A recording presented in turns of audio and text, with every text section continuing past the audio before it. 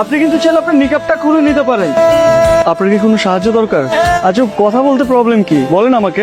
আপনি আবার আমাকে বিরক্ত করতে এসেছেন, আপনি প্লিজ চলে যান। আপনাকে দেখে অনেক বিপদগ্রস্ত মনে হচ্ছিল, তাই মনে হচ্ছিল আপনার কোনো সাহায্য দরকার। এই শহরে তো নানান ধরনের মানুষ থাকে, ভালো মানুষ খুঁজে পাওয়া খুব কঠিন। ঠিক আছে, আপনি সাবধানে থাকবেন। শোনেন, আমি আসলে বাসা থেকে পালিয়ে এসেছি। তারা আমার বিয়ে ঠিক করেছে অন্য একটা জায়গায়, আমার অমতে। বুঝতে পেরেছি। তাহলে আপনাকে কিভাবে সাহায্য করতে পারি আপনি বলুন। আপনি কি কয়েকদিনের জন্য আমার একটু থাকার ব্যবস্থা করে দিতে পারেন? আপনি একটু দেখেন না প্লিজ। এভাবে মেয়েটাকে একা রাস্তায় কিভাবে ফেলে যায়? এই প্রথম কোনো মেয়েকে দেখে এক দেখে এতটা ভালো লাগছে। তাছাড়া একটা মায়াও কাজ করছে। বাসায় নিয়ে যাবো। আচ্ছা, আপনি কিছু না মনে করলে আপনি চাইলে আমার সাথে আমার বাসায় যেতে পারেন। আমার বাসায় 2টা বেডরুম আছে। মাঝে মধ্যে মা গ্রাম থেকে আসলে আমার সাথে থাকে আর কি। আপনার যদি কোনো আপত্তি না থাকে তাহলে আমাকে বিশ্বাস করতে পারেন। হাতে এটাকে নানি নাকি? গ্রাম থেকে নানি রেডি আইছেন? ওয়াইফ রোশা। কি আপনার ওয়াইফ মানে? আপনি তো ব্যাচেলার, আপনি বিয়ে করলেন কবে? আরে এবার ছুটি দিয়ে যে বিয়েটা সেরে ফেললাম আর কি। আমাদের তো কিছু বললেন না। এটাই আমার বাসা। 2টা বেডরুম আছে। ওই পাশের রুমটা আমি থাকি, আর এই পাশের রুমটা মোস্ট অফ দ্য টাইম খালি থাকে। আপনাকে আমি কি বলছিলাম যে ফ্রেশ হয়ে রেস্ট করবেন। আপনি বাসা গুছিয়ে গেছেন কেন?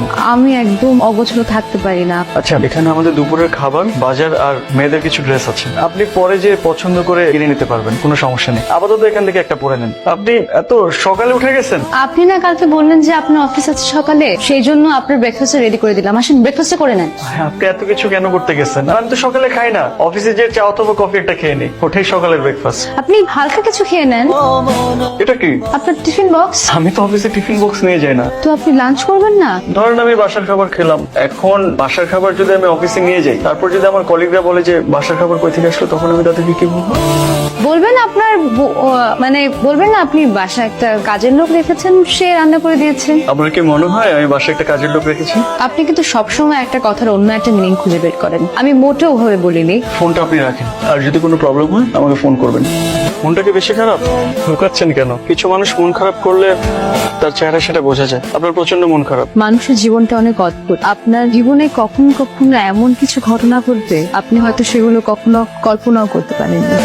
আর আপনি জানেনও না যে সেই ঘটনাগুলো ঘটলে আপনি কি করবেন বা আপনার জীবন কোন দিকে মন নেবে। এসব ছোট ছোট ঘটনা নিয়ে তো জীবন, আর এইসব ছোট ছোট ঘটনাকে আপনি যত মনে রাখবেন তত পিছিয়ে পড়ে যাবে। চাচা, আপনি হয়তো বাসার উপরে পাঠিয়ে দিছি। শুনলাম তুমি নাকি বিয়ে করেছো, বিয়ে করে বউ নিয়ে আসছো, তাই বৌমাকে দেখতে চলে আসলাম।